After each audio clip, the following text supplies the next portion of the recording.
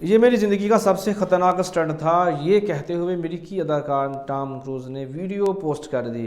Tom cruise ऐसे अदाकार हैं जो अपनी फ़िल्म की कामयाबी के लिए ज़िंदगी को दांव पर लगाने से भी गुरेज नहीं करते। अब फिल्मी दुनिया के इस मकबूल स्टंट मैन ने मोटरसाइकिल से पहाड़ी के किनारे से नीचे छलांग लगाकर बेस जंप का मुजाहरा किया।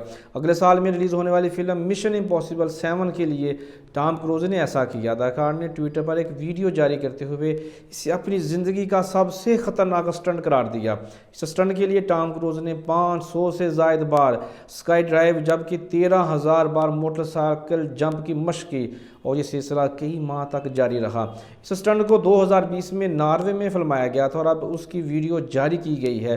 फिल्म के डायरेक्टर क्रिस्टोफर मैकरोन ने कहा कि टॉम क्रूज़ ने माहिरीन के साथ मशावरत करके मोटरसाइकिल और बेस जंपिंग का मास्टर प्लान तैयार किया था। फिल्म के बेस जंपिंग कोच ने बताया कि इस तरह के स्टंट में संगीन तौर पर ज़ख्मी होने या मौत का ख़तरा भी लाहक होता है। माजी में एक इंटरव्यू के दौरान टॉम क्रूज़ ने स्टंट के बारे में बताया था कि उन्होंने ऐसा स्टंट ज़िंदगी भर नहीं किया, ज़रा सी गलती भारी पड़ सकती थी। मिशन इम्पॉसिबल 7 को डेड रेकिंग पार्ट 1 का नाम दिया गया है, जो जुलाई 14, 2023 को रिलीज़ होगी, जबकि उसका दूसरा हिस्सा 28 जून 2024 को रिलीज़ किया जाएगा।